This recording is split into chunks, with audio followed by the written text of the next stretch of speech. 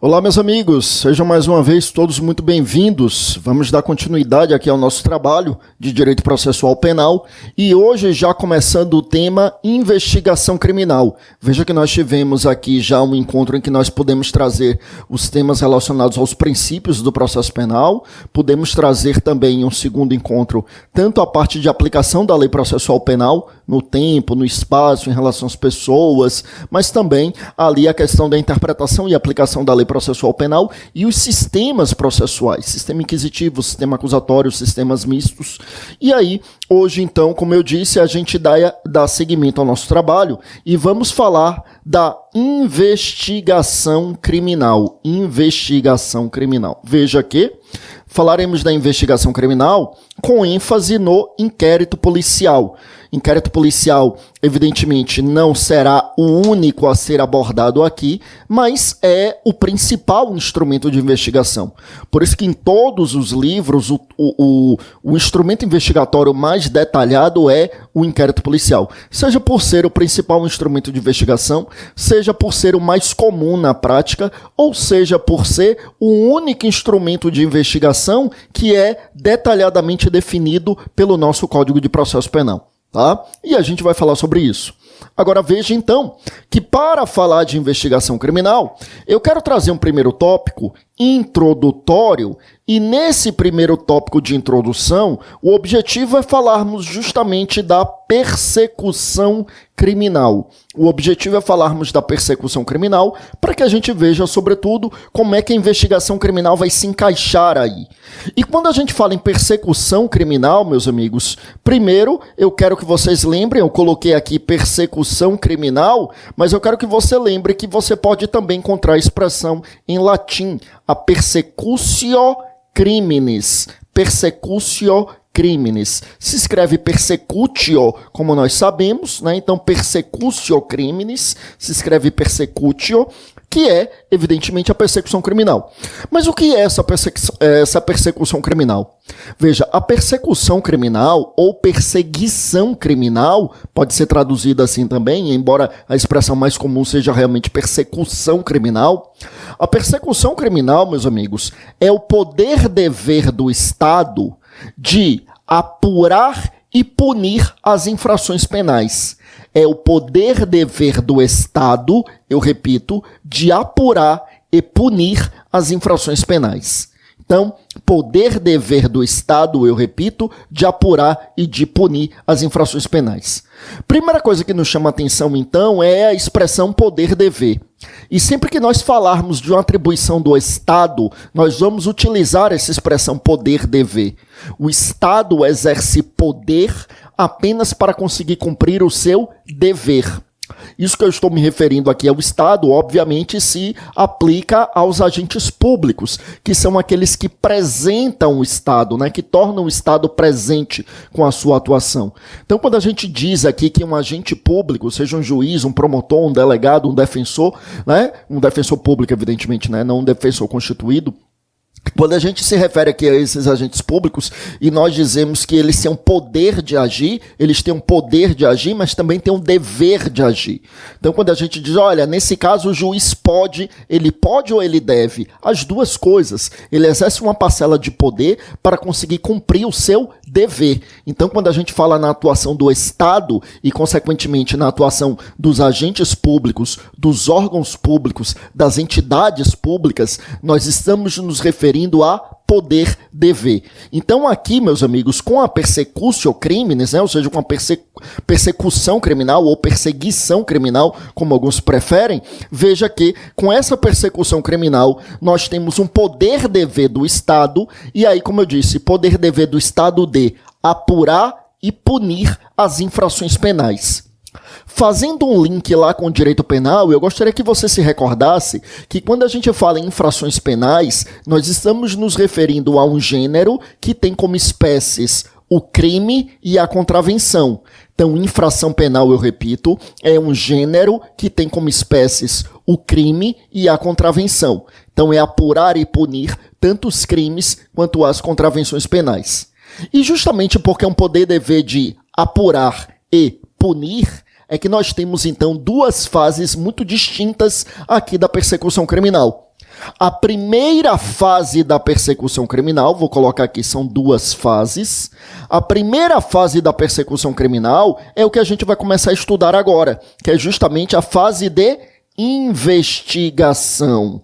Então, meus amigos, o tema que nós estamos iniciando agora, que é o tema investigação criminal, nada mais é do que a primeira fase da persecução criminal. É aquela fase em que o Estado irá apurar as infrações penais. Apurar, ou seja, investigar. Essa primeira fase, então, fase de investigação, é importante a gente conhecer os sinônimos, né? Muitas vezes as bancas examinadoras vão e não cobram ali as expressões mais conhecidas, cobram ali as expressões sinônimas. Então, a investigação criminal, nós podemos chamar de investigação preliminar, podemos chamar simplesmente de fase preliminar, podemos chamar de fase pré-processual, podemos chamar de fase informativa, então podemos chamar de fase inquisitorial, e a gente vai discutir se é inquisitorial mesmo, se tem um contraditório mitigado, mas já antecipo que o entendimento majoritário é no sentido de que é inquisitorial mesmo. Então, eu repito, a gente pode chamar essa primeira fase da persecução criminal de investigação criminal, como eu coloquei aqui, mas essa fase de investigação ou fase investigatória, ela pode ser chamada também de investigação preliminar ou simplesmente fase preliminar. Podemos chamar, como eu disse, de fase informativa, de fase pré-processual, de fase inquisitorial ou inquisitiva. Todas estas são expressões sinônimas, meus amigos, para designar aqui a investigação criminal, que é, como eu dizia, a primeira fase da persecução criminal. Eu volto com vocês aqui para a tela, olha bem. Aí nós temos uma segunda fase, como a gente mencionou, fase de punir, né? Eu falei que era que era para apurar e punir as infrações penais. A primeira fase, que é o apurar, é aquele momento da investigação. E na fase do punir, aí o que a gente vai chamar de fase processual. É a fase de processo propriamente dito. Entenda, com isso, não vamos chegar a uma equivocada ideia de que o processo é para punir. O processo, evidentemente, é para que a gente tenha, diante do amplo contraditório, a análise das provas e, a partir daí, poderá haver uma punição ou não. Poderá haver uma punição, uma absolvição, uma declaração de extinção de punibilidade. Mas uma coisa é certa, não é possível punir sem processo. Então, veja que a fase processual, quando eu dizia que a persecução criminal tem uma segunda fase, que é a fase de punir as infrações penais, e aí eu coloco justamente essa fase de punir as infrações penais, identificando como processo, é justamente porque não é possível nós punirmos, no sentido de aplicar sanção penal, sem que exista um processo penal. Não tem como punir sem processo, é muito importante que a gente relembre isso. Não tem como punir, meus amigos, eu repito, sem que exista o processo, tá? Bom, existem algumas situações em que a gente se aproxima muito da punição. Por exemplo, na transação penal que ocorre lá na hipótese da infração de menor potencial ofensivo. Infração de menor potencial ofensivo são todas as contravenções penais e são os crimes com pena máxima até 2 anos. Então, contravenções penais todas e crimes desde que a pena máxima não ultrapasse 2 anos. Nessas infrações de menor potencial ofensivo, é possível, por exemplo, uma transação penal, que evidentemente a gente vai ter um momento oportuno de detalhar a transação penal. Aqui eu quero apenas trazer uma ideia básica da transação para a gente analisar se é uma exceção a essa ideia. Veja, por que seria uma exceção? É porque o artigo 76 da Lei de Juizados, quando fala na transação, ela diz que o Ministério Público irá propor a aplicação imediata de uma pena restritiva de direitos ou de multa. Então é o MP dizendo assim, olha, eu proponho que você cumpra 3 meses de serviços à comunidade, e aí se você aceitar e cumprir, eu, Ministério Público, deixo de oferecer a denúncia, quer dizer, eu deixo de te processar criminalmente. Aí o sujeito aceita, ele cumpre tudo e haverá extinção da punibilidade dele sem que ele tenha sequer respondido ao processo criminal. E como eu disse, o artigo 76 diz que o MP está propondo a aplicação imediata de uma pena não privativa de liberdade, ou seja, de uma pena restritiva de direitos ou uma pena de multa. E isso leva alguns autores a nos dizer, a nos dizerem que, na verdade, essa transação penal, então, ela excepcionaria a ideia que eu trouxe, que é a ideia de que não se pode punir se é um processo, porque na transação penal haveria uma punição sem que sequer tivesse havido um processo. Mas a maioria entende que não, que ali não é punição propriamente dito, porque ali não tem uma condenação, não tem uma sentença condenatória. O sujeito que aceita a transação, ele não é considerado reincidente, portador de antecedentes criminais. Quer dizer, aquela medida ali, embora o próprio artigo 76 da Lei de Juizados utilize a expressão aplicação imediata de uma pena, mas o entendimento majoritário é no sentido de que ali não tem natureza de pena propriamente dito, não seria a sanção penal propriamente dita. Então valeria essa ideia aqui ainda de obrigatoriedade do processo. Essa ideia no sentido de que não seria possível punir sem que houvesse um processo penal. A isso, alguns autores, eu vou colocar aqui na tela, alguns autores vão chamar de princípio da necessidade do processo ou da jurisdicionariedade. Ou seja, essa ideia de necessidade do processo. O que é o princípio da jurisdicionariedade ou o princípio da necessidade do processo? É justamente esse princípio que nos diz que não tem como haver uma imposição de uma pena, de uma sanção penal, sem que eu tenha um processo penal. Perceba que esse é um princípio próprio do processo penal, não encontrando figura equivalente no processo civil.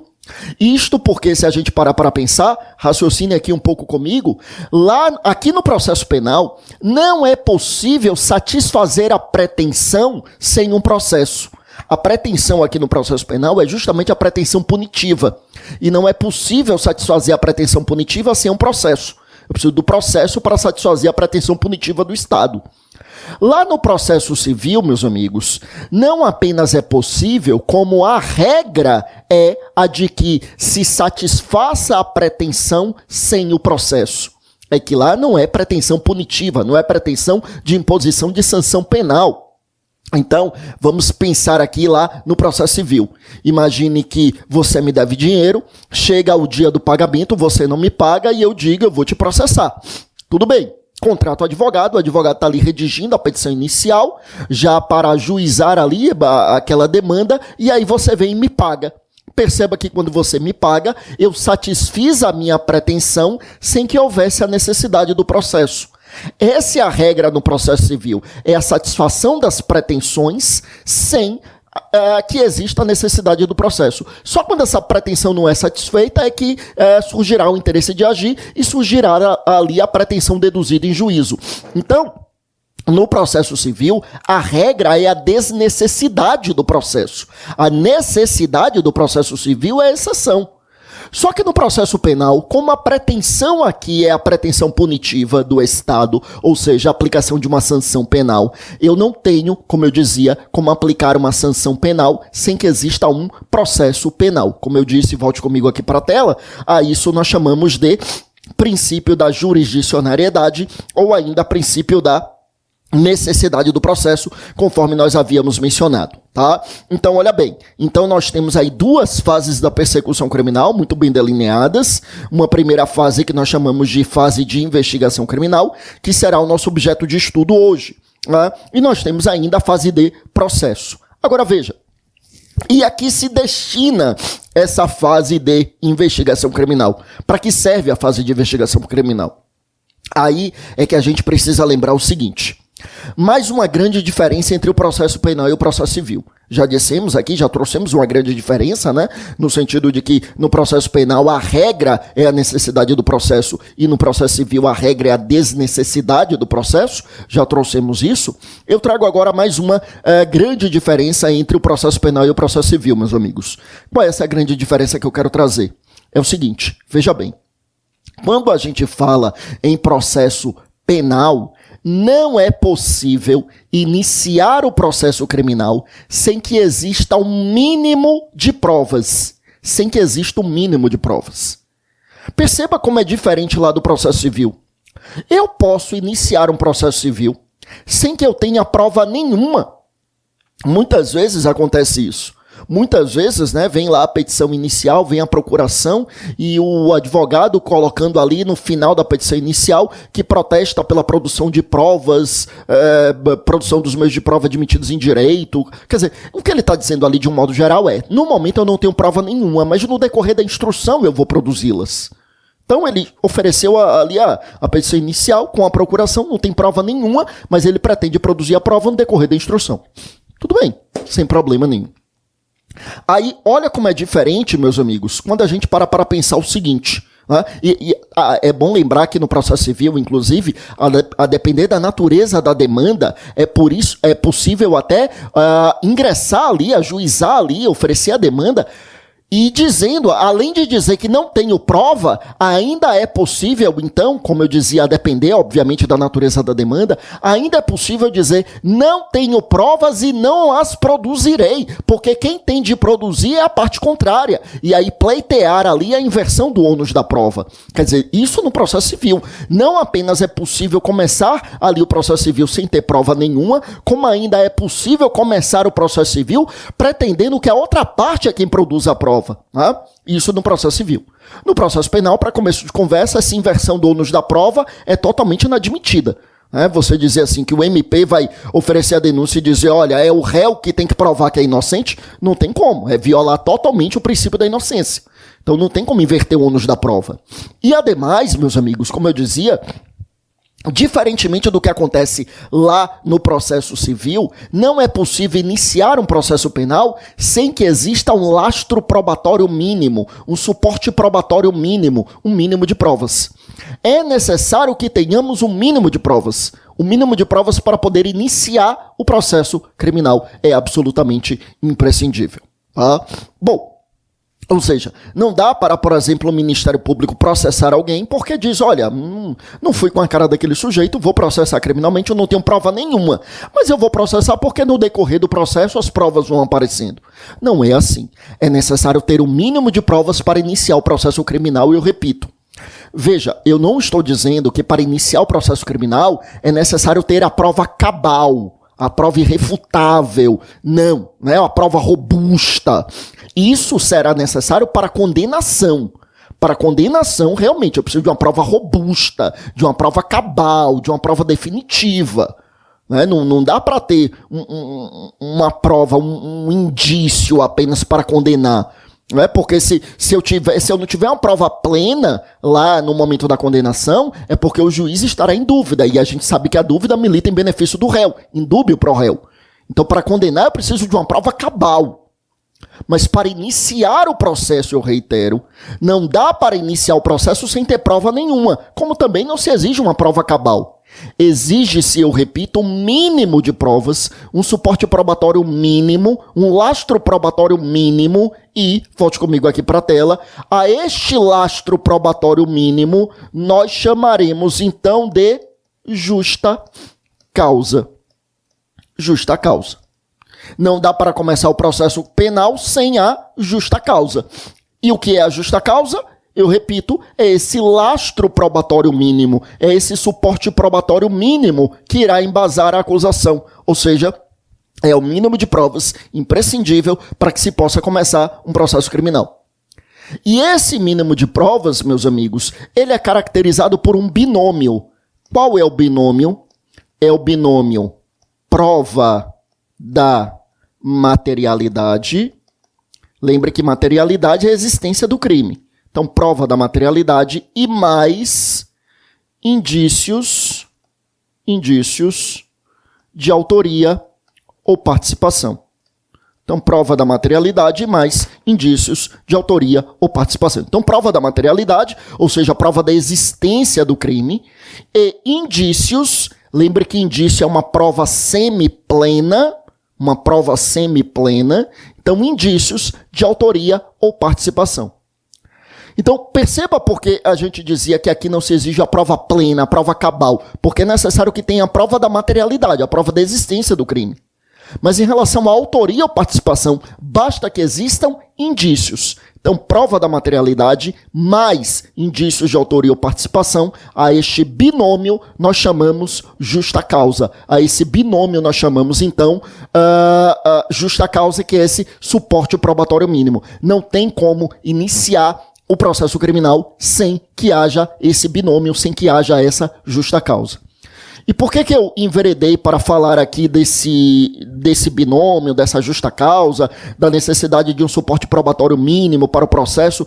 É porque justamente eu tinha feito a seguinte pergunta, né? Eu tinha perguntado, para que serve a investigação criminal?